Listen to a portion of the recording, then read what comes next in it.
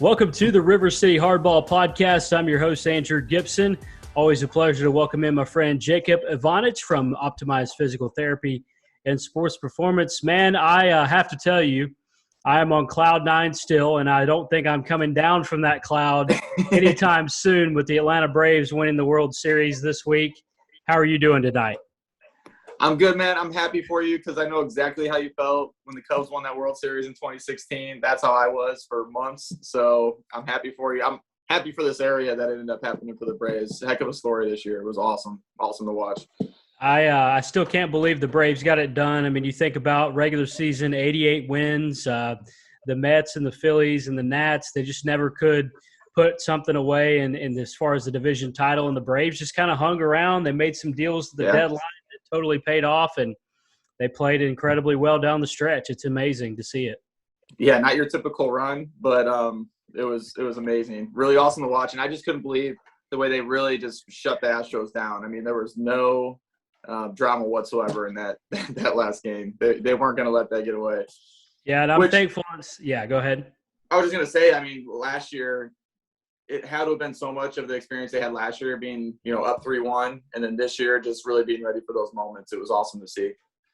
Yeah, and I was thankful as a Braves fan that there was no drama in that final Game 6. Yeah, really. That there was no stressful moments toward the end, because that's like, you love stuff like that, but then also you're just like, okay, let's just go ahead and win this thing, and let's not stress ourselves out more than we need to. But man, I've been a Braves fan my whole life. I tweeted out a picture online, posted on social media. I saw that. Being Little League, playing third base in a Braves uniform. I've been a Braves fan my whole life. So, the last championship was 1995, and I barely remember that. But, be able to see a championship like that is really cool. And my grandpa is my dad's dad, who's almost 90 years old, got to see him win a championship, and he's the biggest Braves fan I know. So he and I actually talked on the phone for nearly an hour last night about the Braves and, being able to do it. And it's just really cool to see stuff like that happen. And people in your family getting to see it is really cool too. Yeah, that's really cool. That's why I don't agree ever with trading people away or anything like that. Like, this year proves, go for it. Like, if you got any kind of chance, go for it, So I hope that carries over in the future for a lot of other teams too. For sure. I mean, you just, and especially in baseball when there's such a long season, you just never know. I mean, you get hot at the right time, and you can. 100%. I mean, look, the Dodgers and their Giants both won 100+ games, and the Braves were able to dispatch of the Dodgers. I almost felt like they won 2 World Series. You beat the Dodgers and the Astros. That's pretty tough to do. Really, yeah. Yeah, they deserved it. So what we want to talk about tonight is actually an injury that came from Game 1 of the World Series. Braves ace Charlie Morton took that comebacker off of his fibula, 102-mile-per-hour exit velocity on that comebacker that he took off that ultimately fractured his fibula. How often do you see stuff like that? I wouldn't say it's super often or anything, but it does happen. Anything that's just something moving that fast, anything power enough with the energy enough to cause any kind of crack in the bone, which is hard to do, but anything with that kind of energy, it'll do it, and it'll cause a fracture. What is interesting about it too, there's so many facets of it.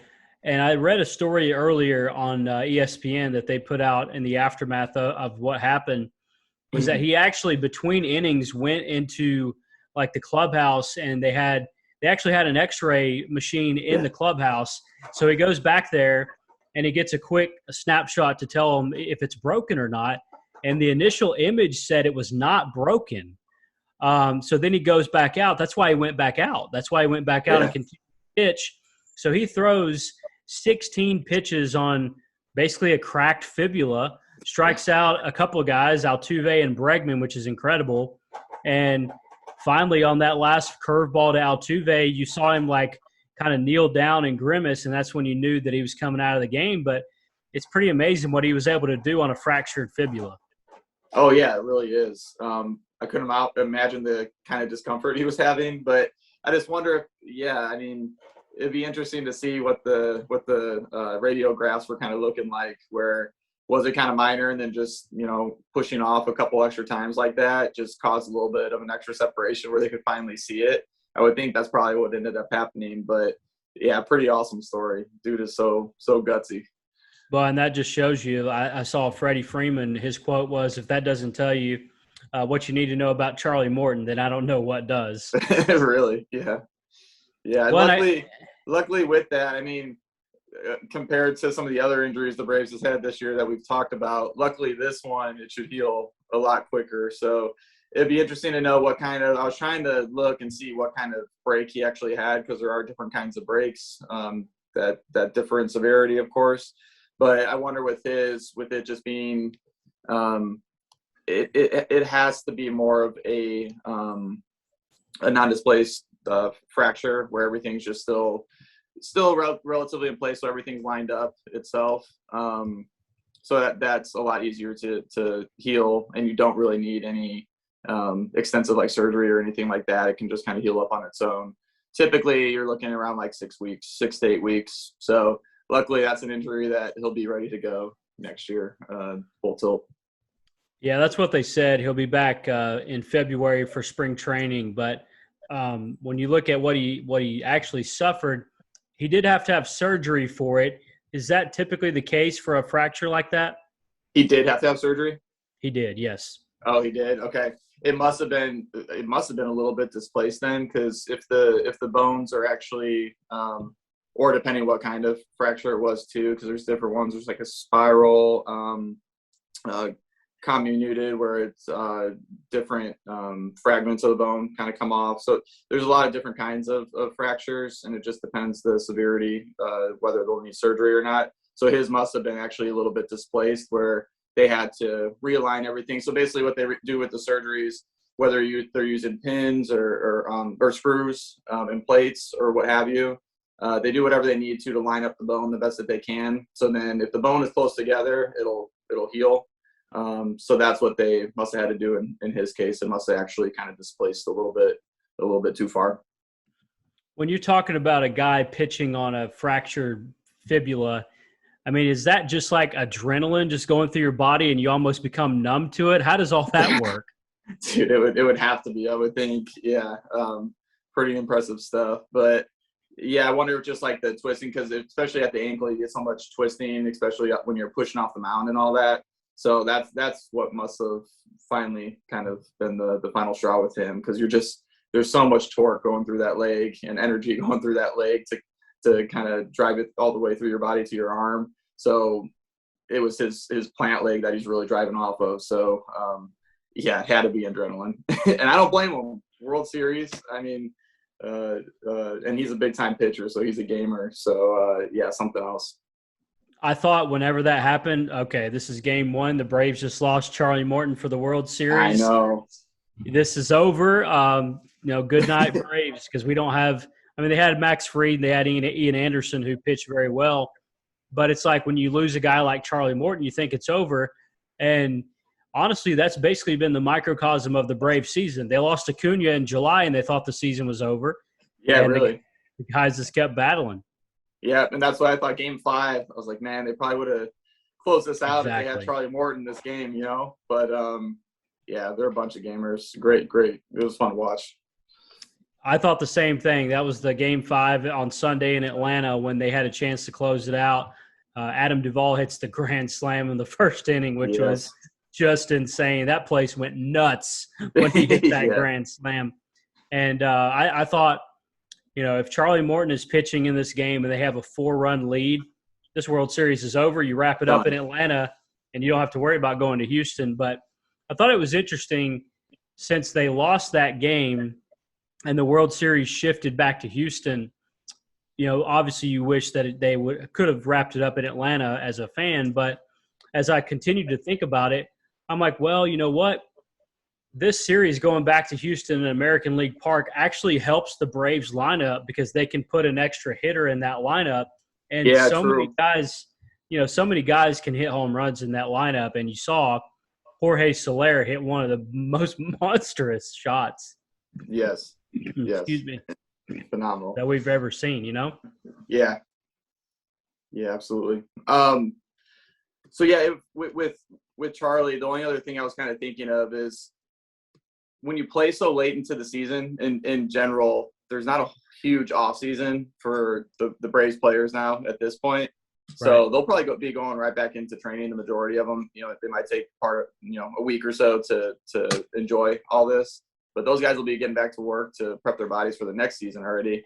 But with him, it just kind of stinks because when you have an injury like that to your the leg you're pushing off on and driving, that's the only thing that'll kind of hinder him in his ability to prep for the next year. I mean, he'll do whatever he can, but anything that's going to cause a lot of pressure on that fibula bone, they're going to stay away from. So that's 2 months of your off season, which is pretty much their whole off season this year, So next year in the beginning of the season, they'll probably take it light on him. I would think he would need a little bit more time to really fully get back into game mode. But with him after that, I guess you never really know. Right. Yeah. How do you handle, like, for instance, a fracture like he had? How does the rehab work with that? Yeah, so it's going to be a couple weeks of the bone has to heal back up. So it's not one of those things that you can really speed up a whole lot. So you have to go through the inflammation phase. That's to kind of happen where all the healing factors get to the bone. Then the bone gradually, once the healing properties get there, it kind of forms like a fibrous tissue. And then finally that ends up kind of hardening to create the new bone in the area. So it's a process. And like we had talked about, typically about 6 to 8 weeks. It can depend. A guy like Charlie Morton is in such good shape, and I'm sure in general really takes good care of himself. So that could help increase the healing timeline a little bit. But because that stuff really does play into it. Just, I know most players aren't going to be doing this, but when you talk about like somebody who smokes or something like that, that really decreases how much blood can get to that bone. So the more healthy you are, the more blood can kind of get to that bone too. So that can help kind of increase the healing timeline. But until it actually shows a solid closure on an X-ray, once he keeps going for his checkups, until that time, they'll have a lot of precautions for him that he'll have to follow to make sure he doesn't do anything to it. And since this is a bone break rather than a ligament tear, the recovery timetable is weeks, not months, right? Yeah, but then you got to think about also, we're always trying to work around the best we can to minimize how long it'll take him to get back to his full form, pretty much after the rehab is all over and after the healing takes place. But he is going to have to be off that leg to a certain extent. He's not going to be able to do heavy lunges, heavy squats, all that. So it is going to affect him in those ways. But luckily, yeah, there's a lot less, unknowns with the bone break. What the timeline is going to kind of be in general.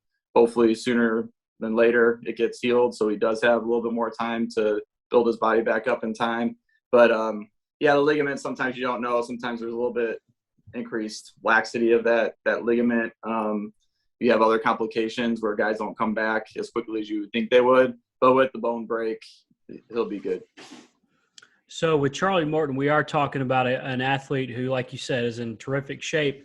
Although he is an older athlete, he's going to be 38 here pretty soon.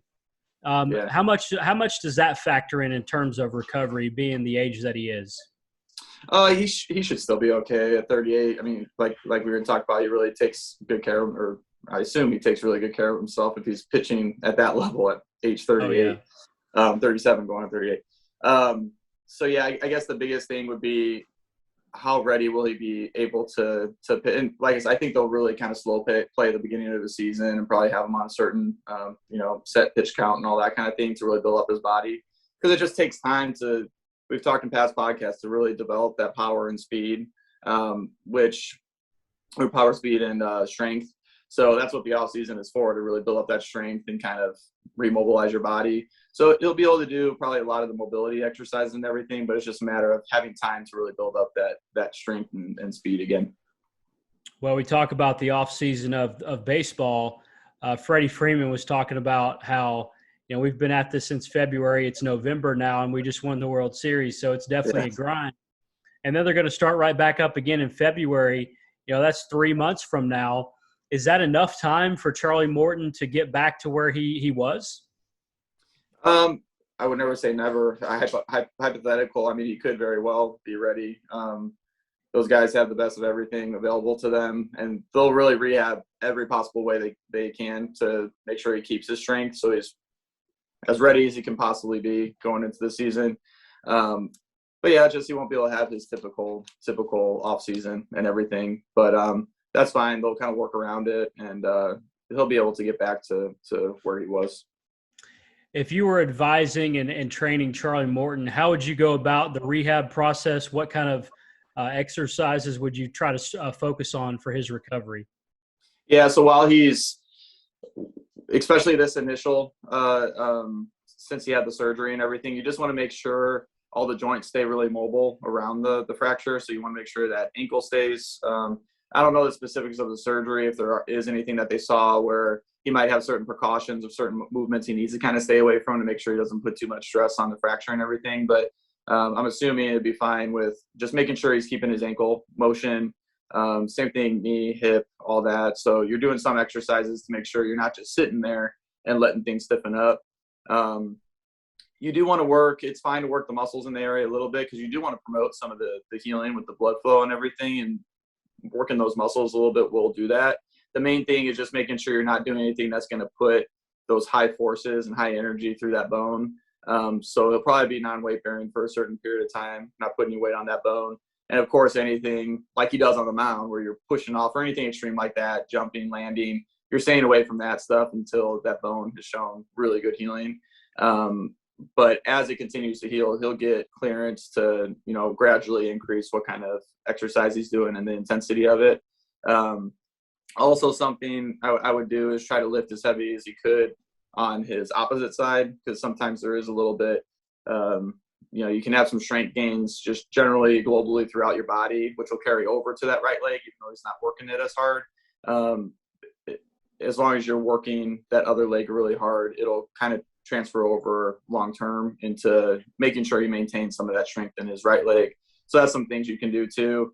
And then of course you always got core. There's always somewhere you can work. So core, upper body, they'll be making sure to work all that. The biggest thing, like I said, is just making sure you don't put the force through the bone to cause any kind of shifting in the bone and let the healing take place. So there's not really too many major precautions. It's just really, just got to be patient and allow that bone to heal. The only way you really get in trouble majorly is if you try to come back a little bit too soon. When you're recovering from a bone break, is there anything like dietary that you should do, like drink milk or something like that, or is that kind of like a fallacy? No, yeah, you definitely could. I need to get a little bit better with the specifics on those kind of things with the nutrition, but yeah, definitely vitamin D, all those things will play into it. Nutrition is huge. So yeah, definitely cleaning up your diet and eating clean, it will definitely help. Yeah. No matter what the surgery is, anything, nutrition is so key. I mean, you think about gassing up your car, you're not going to fill it up with water, Right. You're going to fill it up with gasoline. Same thing with our bodies. I know we all don't do very well with it. We're all going to cheat at some points, but it's true. Like if you really clean up your diet, it's just going to spread to everything else. Energy levels will be so much better. You'll get better workouts, what have you. So, yeah, nutrition is really like one of the foundational things. And I think sometimes it doesn't really get enough love. Just because we like training, we like doing all that kind of stuff. We hate talking about, having to eat perfectly and everything, but it's huge to eat clean. Yeah, it certainly is. And Braves fans are very hopeful that late February, Charlie Morton will be back as good as new, hopefully. And he can possibly get the Braves to another World Series, but we'll see about that. Yes. Well, it's what we have now. I was going to say, enjoy it. Yeah, Charlie's going to get a ring for this World Series, and I'm so thankful for that. So many guys on that roster deserve it. Freddie Freeman, just go down the list. Ronald Acuna, all those guys deserve every bit of the championship glory that they're getting right now. As we wrap things up tonight, Jacob Evanich, Optimized Physical Therapy, Sports Performance. Tell me about Apex. What are you guys doing over there? Yeah, so what we'll be doing is actually over at the DBAT Jax facility, we'll end up having – it's a sports academy, schools included. So we have some virtual classes, and then part of the day is also getting your sports training in. So getting your skill training, getting your weight training, speed training, whatever you happen to need. We're going to be individualizing programs for each individual kid that ends up, being a part of the academy. it's going to be submitting applications. So, keeping a certain level of athletes, make sure there's major engagement. It's a great atmosphere to really thrive at your sport. Soccer, men's and women's soccer are the two of the sports that the sports that we're going to be working with, and then also baseball and softball, of course. So really excited about it. It's going to be cool. We're going to make sure to track as much as we can to really make sure the way we're individualizing is really exactly what the athletes need. So checking different tests to really see strength, power, just general movement, where your skills at, so we can really determine, maybe you're really strong, but you just don't have the speed and power that you need. Maybe you need a little bit of both. We'll be able to decipher out those things and really individualize the programs for kids. And then as well, of course, the more skill training you can get with those sports, the better. So also, if you're, really good physically, you're still going to do that stuff to make sure that you stay strong, you stay, powerful. But also, if there's something that's really going on, we can tailor it to, okay, let's get a little bit more skill training right now to make sure we get this figured out. So it's going to be awesome. It's going to be individualized to each kid, and that's not easy to kind of come by. You typically in the past, and I know you're probably the same as me, where when you were in high school and everything, it was just kind of generally, okay, go in the weight room. Everybody do, 3 sets of 8 on the bench. Everybody do 3 sets of, whatever. So I love where we're going with everything, just as a profession and industry in general with the sports performance stuff. And it really is going to help the kids now and going into the future really excel greatly for their age compared to this kind of stuff that we had available to us. Yeah, no doubt about that. It's certainly something that athletes around Jacksonville and the surrounding area can take advantage of. I look forward to hearing more about that as the weeks and months go forward. Check them out, Optimized Physical Therapy Sports Performance on Facebook and Instagram. Every week he's with us on the River City Hardball podcast. Man, thanks so much for the time. Appreciate it. Yeah, absolutely, Gibby. Thank you so much.